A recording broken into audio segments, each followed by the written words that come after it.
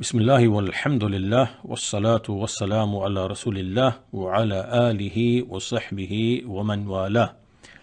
This is a video in response to an individual, a Hanafi, Maturidi, Jahmi, who has slandered a great scholar of this era, the Salafi scholar Shaykh Muhammad bin Salih al-Uthaymeen rahimahullahu ta'ala. And as you can see in the title in the video, Salafi belief, Allah wears clothes. And this is an attack, a slander upon Shaykh Ibn Uthaymeen rahimahullah.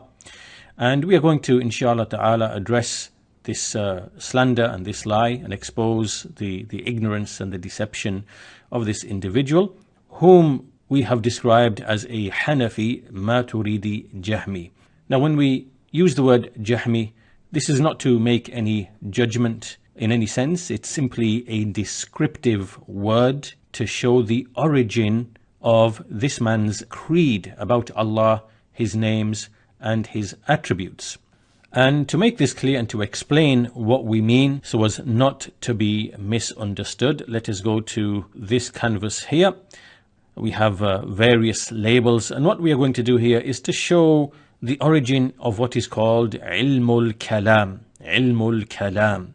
which is the way that these groups here, the Jahmiyyah, the Mu'tazila, the Kullabiyya, the Asha'ira, and the Maturidiyya, among whom is this man here. He is a Maturidi Hanafi, and his creed is on the basis of Ilmul Kalam. Now, Ilmul Kalam, which is speculative theology, it is using speculation, metaphysics, philosophy as a basis for establishing belief in Allah subhanahu wa ta'ala and to describe Allah subhanahu wa ta'ala with attributes or the absence thereof, to negate from Allah His attributes. So we have Aristotle, Plato, these were present around the 3rd or 4th century, and they spoke of a prime mover or a first cause and what is similar.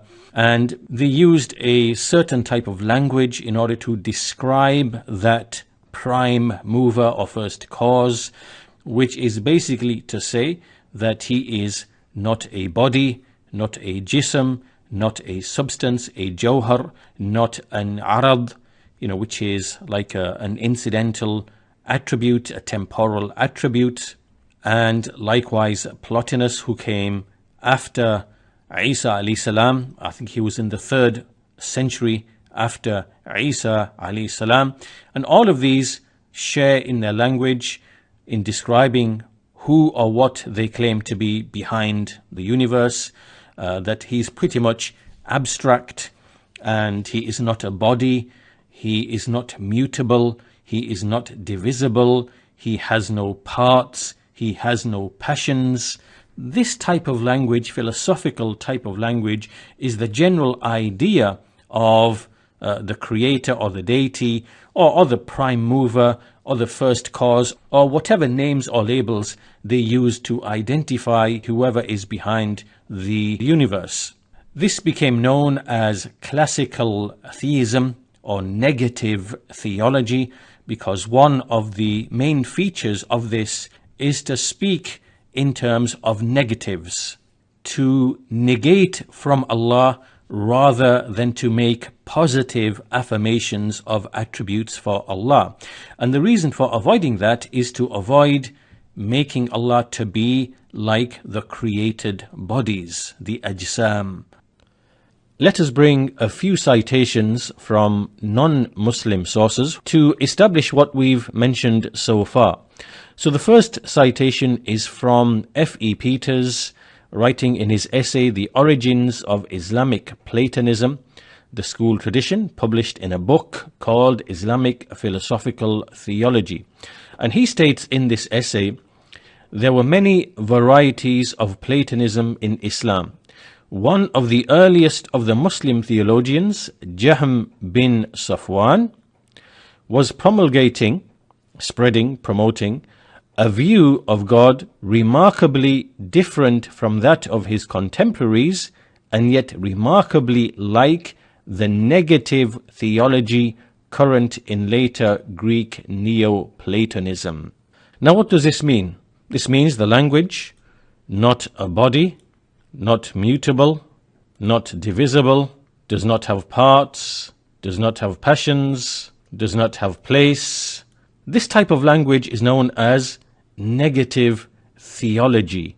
And this is not found in the revealed books, nor on the tongue of any messengers. It is from the inventions and fabrications of the misguided people, the philosophers, who were far, far away from revelation and from the sciences of prophethood, the knowledge that relates to the Creator and his names and his attributes. This speech originated with those philosophers. Some more citations we can bring from another paper, and this is from Cambridge University Press, which is titled Monopolar Theism and the Ontological Argument. And in this paper we have the following. Central to the idea of classical theism is the conception of God as a necessary being, the first cause of all existences, himself a pure actuality, simple and impassible, without body, parts, and passions. This, without doubt, was the understanding of God held alike by Plato and Aristotle. And then also the following paragraph, where we have the following. Classical theism, whether under the influence of Plato, as was that of the Church Fathers, or under that of Aristotle, as was that of the Scholastics, presented God as actus purus. Of the latter, Aquinas became the chief spokesman, and it goes on, but we come to the relevant part at the end here.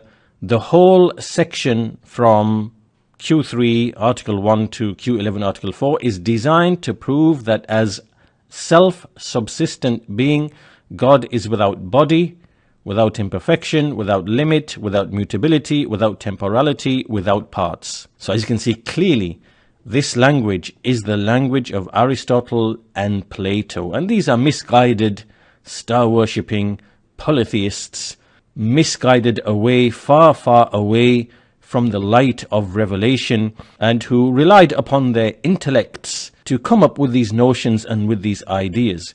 And these are the ideas that entered into the Jews and the Christians and the Sabians, and likewise the Muslims, through people like Jahm bin Safwan. And from Jahm bin Safwan came all of the offshoots, including the Ash'aris and the Maturidis. And we can also bring one more citation from Plotinus, and he died in the 3rd century, and he has a statement, and his notion of divinity has been summarized by these two authors. Plotinus taught that there is a supreme, absolutely transcendent one, which is beyond all categories of being and non-being. The concept of being is derived by us from the objects of human experience, but the infinite transcendent one is beyond all such objects, and therefore is beyond the concepts derived from them. Being or existence is an attribute, and the one is beyond all attributes as their source. The one cannot be any existing thing, and cannot be merely the sum of all such things, but is prior to all existence. And then they continue with the following. The one contains no division, multiplicity, or distinction. Thus, no attributes can be assigned to the one. The one, beyond all attributes, including being and non-being, is the source of the world, not through any act of creation, willful or otherwise, since activity cannot be ascribed to the unchangeable, immutable one. Now, all of this speech that you've heard from Aristotle, Plato, Plotinus, by way of example, this is the central idea of Jahm bin Safwan, and on the basis of these ideas did he begin to deny that, for example, Allah is above the throne, and that Allah spoke the Quran, and that Allah will be seen in the hereafter. He denied that Allah will be seen in the hereafter. And all of it is on the basis of this philosophy, which is centered around the idea of not ascribing a body or a bodily form or any of the attributes, any types of attributes. Why? Because attributes from our experience, from what we see in the world, only exist in things which can be described as bodies. So this is the starting point of the tawheed of the Jahmiyyah. And this is not what the prophets and messengers came with. And of course, if you come from this starting point, then you are going to start looking at the texts of the attributes in a certain way. And you are going to operate upon the premise that these texts, they contain tajseem and tashbih, which have to be dealt with. And thus we find the idea of ta'wil, of metaphorically interpreting the texts and claiming that these are allegories. One of the effects of this philosophy is that the groups of Kalam, the Jahmiyyah, the Mu'tazila, the Kullabiyya, the Ash'ariyya, the Maturidiyya, and others like the Karramiyya and the Salimiyya, all of them had differences amongst themselves. They differed with each other. And that's because this philosophy is from the intellects of men. That's why you see the Mu'tazila arguing and refuting the Ash'aris, and the Ash'aris refuting the Mu'tazila, and the Karramiyya refuting others from the people of Kalam, and then we have the Salimiyya, and then we have the Maturidiyya. We find incoherence, difference, contradiction, refutation between them all, despite the fact that the foundation of their speech about Allah, His names and attributes, all returns to the same ilmul kalam. And this is a proof of its futility, because truth does not lead to splitting, separation, difference, contradiction, which is what we find amongst the groups of kalam. So some of them deny everything, which are the Jahmiyyah, who are the closest to the Greek philosophers. They deny everything, names, attributes, actions. Others among them, like the Mu'tazila, they affirm the names, apparently and outwardly, yet they deny the attributes. Then we have those who try to take a middle yet contradictory path, such as the Kullabiyya and the Ash'ariyya and the Maturidiyya, affirming some attributes but negating others. And then basically they use language and tricks with language and bending over backwards to try to justify their contradiction and incoherence. And all of this is the clear sign and the clear evidence that this thing cannot be from Allah subhanahu wa ta'ala and not from His revelation. In contrast, the people of the Sunnah, they have a single uniform principle, which is to affirm whatever Allah affirms for Himself, without tamthil, without takyif, without likening, and without specifying a how. And so anything that they find in the revealed texts, in which Allah has clearly ascribed Himself an attribute, then they take it upon this principle, upon the firm belief that there is no likeness between the reality of Allah's attributes and the reality of the attributes of the creation. So there's no contradiction or incoherence. It is a single uniform principle. Now this philosophy, or this classical theism, or this negative theology, it is something that basically affected the Jews and the Christians and the Sabaeans. So the philosophy of these people had an effect upon the Jews and the Christians and the Sabaeans. And after Islam, this was also imported into Islam by way of certain characters such as Ja'ad bin Dirham and Jahm bin Safwan, and they appeared at the beginning of the 2nd century. And a group known as the Jahmiyyah arose, and the Salaf, they began to hear the statements of the Jahmiyyah, and they understood what they were trying to say. They were trying to say that Allah Azza wa Jal does not speak, Allah Azza wa Jal is not above His throne, Allah Azza wa Jal did not speak to Musa alayhi salam, Allah Azza wa Jal will not be seen. And so they heard this type of language, and this type of language is clearly based upon the philosophy, the rhetoric, and the speculation of these nations and these individuals. This is not found in the Quran or the Sunnah or upon the tongue of any of the Sahaba or any of the early Salaf, the Tabi'een, in this particular time period. And the Salaf were also wise, and they understood what the inevitable conclusion is from this type of philosophy. It actually necessitates atheism. It leads to the non-existence of a creator. If you take this philosophy to its logical, rational conclusion, then this is inevitably the outcome you are going to come to. And you will be left with a notion of a deity or a creator, which is simply a notion in the mind only. It's abstract and in the mind only, not having any real existence outside of the mind. So the Salaf, they understood and they were wise to what the Jahmiyyah was saying. And that's why there are many statements from the early Salaf making remarks such as that the Jahmiyyah are trying to say that there is nothing above the creation, or that there is nothing above the throne. To give you an example of one of their statements, this is the statement of Jarir bin Abdul Hamid, who said, "Kalam al-Jahmiyyah awwaluhu asal wa akhiruhu sam." The speech of the Jahmiyyah, the first part of it is honey, and the last part of it is poison.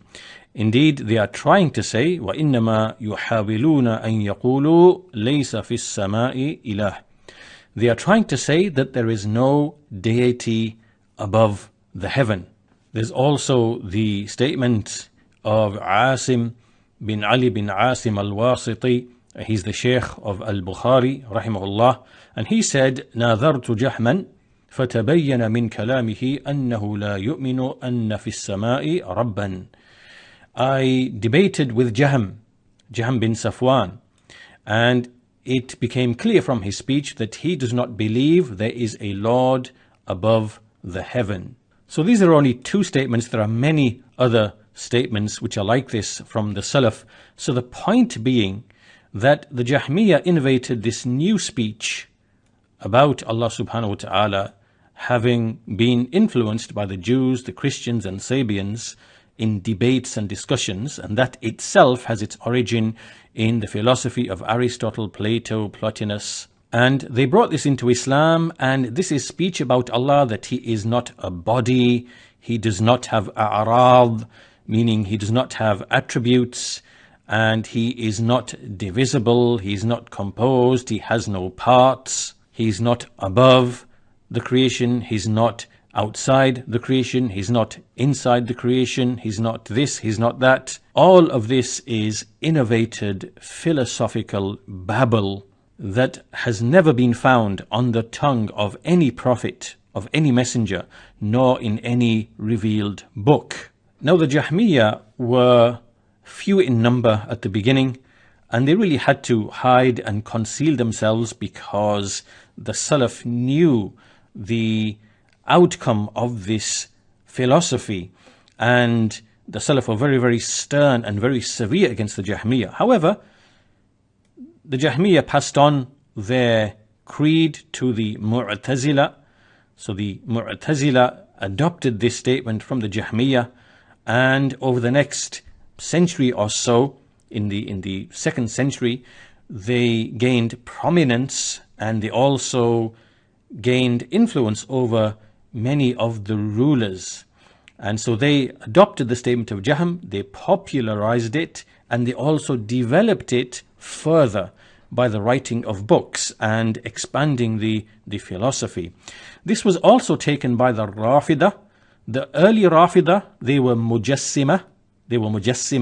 They actually likened Allah to the creation. They were Mushabbiha. But that lasted for a period before they adopted the doctrine of the Mu'tazila. So then they became Mu'tazila, and part of that was the negation of the attributes of Allah subhanahu wa ta'ala upon the way of the Jahmiyyah. So here we are now at the end of the 2nd century and the early 3rd century, and this is when these people, the Jahmiyyah and the Mu'tazila, they put many scholars such as Imam Ahmad and others to trial on the basis of this ilmul kalam. Now, when we say ilmul kalam, we mean something very specific. We do not mean debate and discussion and establishing the truth with sound evidences, whether from the Quran or whether sound rational evidences. We are not referring to that as kalam. By ilmul kalam, we mean something very specific. It is the specific kalam that these groups entered into, which is the kalam on the basis of Aristotelian metaphysics and philosophy, al-ajsam, wal-a'rad, wal-jawahir, bodies, substances, accidents, and using the categories of Aristotle, what he calls the 10 categories, using them as a foundation to prove that the universe has a beginning and therefore has a creator. And then you are bound by that same language, al-ajsam wal-a'rad, in order to affirm or negate for that creator that you claim to have established by way of this argument. And that's why the speech of all of these groups, when you think about it, it all revolves in its foundation. It revolves around the speech of Aristotle and Plato and Plotinus, which is negating jismiyah from Allah subhanahu wa ta'ala. And this became the central concept behind Tawheed for them. And it led them to have an evil perception or evil outlook towards the many of the texts of the attributes. So then we come into the 3rd century and we have Ibn Kullab and his likes. And Ibn Kullab was not really grounded in the Sunnah, and he began to debate with the Mu'tazila, and he basically took a middle position between the Jahmiyyah and the Mu'tazila and what the Salaf were upon. And this was really after Imam Ahmad rahimahullah ta'ala had really dealt with the Jahmiyyah and Mu'tazila and had debated them and subdued them and exposed their reality to the Ummah. Ibn Kullab came along and he kind of rekindled this issue, and he came up with a hybrid or a kind of belief or doctrine which is in between. He affirmed many of the attributes of Allah subhanahu wa ta'ala, the 7 which are affirmed by the Ash'aris and Maturidis, such as life, knowledge, will, power, hearing, seeing, speech. And he also affirmed the Sifat Khabariya, meaning those attributes which we only know by way of khabar, by way of revelation. And from those attributes are the attributes of al-wajh, which is face, and al-yadan, which is hands. And likewise, he affirmed the ulu of Allah subhanahu wa ta'ala, that Allah is above His creation. And he had many refutations of the Mu'tazila and the Jahmiyyah in this regard. Now, al-Ash'ari, who came in the 4th century, he was originally a Mu'tazili. He was a Mu'tazili. And he was raised in a Mu'tazili household. And it is said that at the age of 40, he abandoned that doctrine when the Mu'tazila and the heads of the Mu'tazila were unable to answer certain questions that showed the flaw in their doctrine regarding Al-Qadr. So he abandoned them, and he ended up in the circles of the Kullabiyya, and he took the doctrine of the Kullabiyya. And this then became the creed of the early Ash'aris. We have to distinguish between the early Ash'aris and the later Ash'aris, because there is a difference.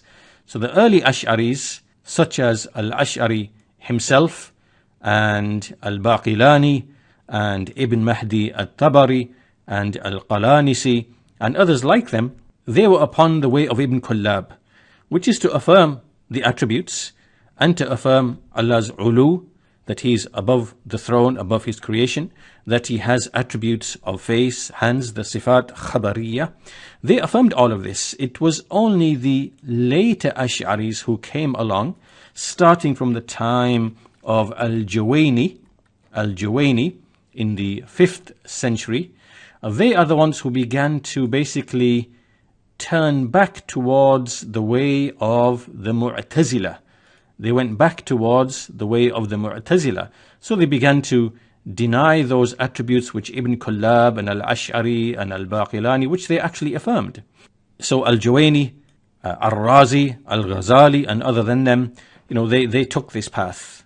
So what do we have here? We have the Mu'tazila arguing with the Kullabiyah, and Ibn Kullab being unable to refute the Mu'tazila in the issue of Allah's speech. They adopted a hybrid creed, a creed which kind of really combines between what the Salaf were upon and what's in the Athar with Ilmul Kalam. And they negated the actions of Allah subhanahu wa ta'ala, the chosen actions, that Allah acts according to His will and Allah speaks according to His will. They were unable to refute the Mu'tazila on this issue, and that's why they came up with a hybrid creed.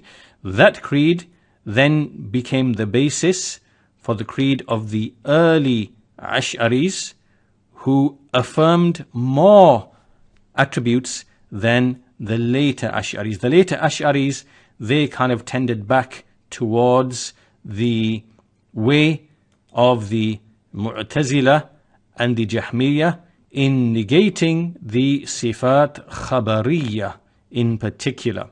And as for the Maturidis, they came later.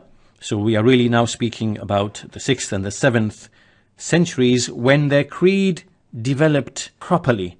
At the beginning, there were few in number. It wasn't really till the 6th or 7th century when it became more prominent.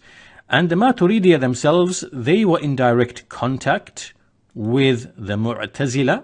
So really the source of the creed of the Maturidis is more so from the Mu'tazila than it is from the Kullabiyya. And that's why from the outset, the Maturidiyya, they did not affirm some of those attributes that the early Ash'aris affirmed, having taken from Ibn Kullab, such as the ulu of Allah subhanahu wa ta'ala, and the sifat khabariyah, such as al-wajh wal-yadan, and so on and so forth. There is also another group which we refer to as the mutafalsifa, and these are the likes of Ibn Sina and people like him, and they were also upon the philosophy of Aristotle, Plato, and the Greek philosophers, and they have language which is identical to the people of Kalam. So all of these people here, the Mutafalsifa, along with the Jahmiyyah and their offshoots, they are all united and agreed upon this language of Al-Ajsam wal-A'rad, and in describing Allah subhanahu wa ta'ala, with negations.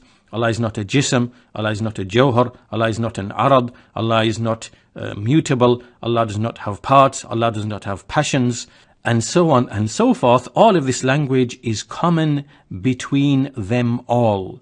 And all of them recognize, all of them have statements. In fact, there are statements from Ibn Sina and Al-Ghazali and Al-Razi, all of them clearly admitting that if we were to go to the common people and describe the Creator, describe Allah by way of this language, then most of them would become atheists. Most of them would not accept this type of deity. This has actually been said by the likes of Al-Ghazali. And that's because this type of speech, this type of philosophy, it does not really provide any true and real knowledge about Allah subhanahu wa ta'ala. When you speak, with these negations, and you make tawheed to be centered around these types of negations. But this is what the creed of all of these people is actually centered around. Its origin is from the speech of Aristotle and Plato and Plotinus. And this is what eventually appeared upon the tongues of the Jahmiyyah, the Mu'tazila, the Kullabiyya, the Asha'ira, and the Maturidiyya.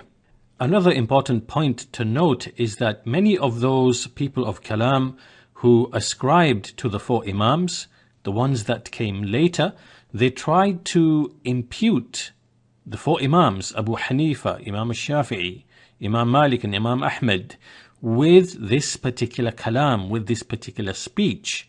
We find that with the Hanafis, and we also find that with some of the Hanbalis who came centuries after Imam Ahmed. They authored books which they tried to ascribe to Imam Ahmed, and within these books, and likewise Abu Hanifa, and within these books can be found this philosophical rhetoric and philosophical speech about bodies, ajsam and accidents, a'rad, and building a creed or speech about Allah, His essence, His names and attributes on the basis of this language. Now this is unknown from these Imams. They never spoke with the likes of this language. In fact, there are narrations from the likes of Abu Hanifa where this type of speech is negated. An example of that is what has been related by Al-Harawi in his book Dhammul Kalam, and likewise As-Suyuti in Sawn al-Mantiq. And within there is a narration from Nuh al-Jami'. He's one of the students of Abu Hanifa, and he said, قلت لأبي حنيفة, I said to Abu Hanifa, ما تقول فيما أحدث الناس من الكلام في الأعراض والأجسام. What do you say about what the people have innovated about this speech to do with accidents and bodies? So he said, فقال مقالات الفلاسفة. It is the statements, the speech of the philosophers. عليك بالأثر وطريقة السلف وإياك وكل محدثة فإنها بدعة. So he said, upon you is the narration and the way of the Salaf, and beware of every novelty, every new thing, because it is an innovation. So when you see the Maturidis, the Hanafi Maturidis, bringing books which they ascribe to Abu Hanifa, and within these books there are statements that are correctly ascribed to Abu Hanifa. However, any speech about, for example, Allah is not a body, Allah does not have parts, Allah is not in a place, Allah is not divisible, all of this type of philosophical speech which is built around al-a'rad wal-ajsam, then all of this is falsely attributed to Abu Hanifa. And likewise, Imam Ahmed, some of the later Hanbalis also tried to ascribe that speech to Imam Ahmed. Now, on account of this ilmul kalam, which is an innovation in Islam, then innovation has an effect upon its people. Innovation has an effect upon its people, and it made them to inherit enmity and dislike towards the people of the athar, the people of the narrations, the Salaf, and the people who are upon the way of the Salaf. And that's why you will find all of these groups sharing in their enmity and their dislike against the people of the Sunnah, the people who follow the way of the Quran and the Sunnah and the Sahaba and the Salaf in speaking about Allah, which is ithbat bila tamthil, which is to affirm for Allah whatever He affirmed for Himself without likening with the creation nor specifying the how.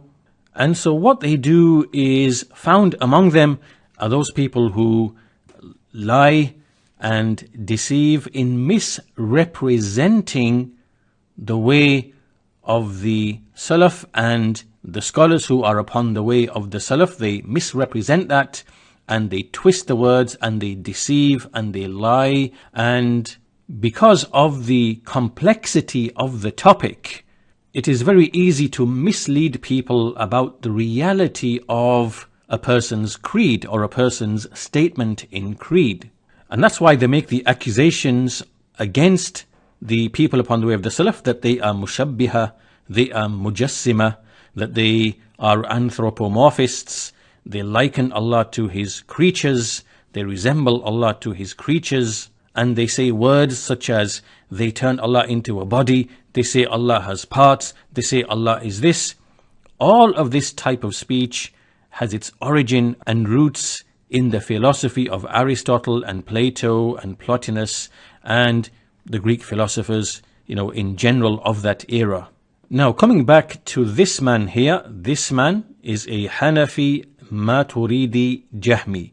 Now you should clearly understand why we have used the word Jahmi, because it is descriptive of the belief or the source of his belief, where his speech about Allah, his names, his attributes, what the true source of that is. It is from Jahm bin Safwan, who imported this philosophy into Islam.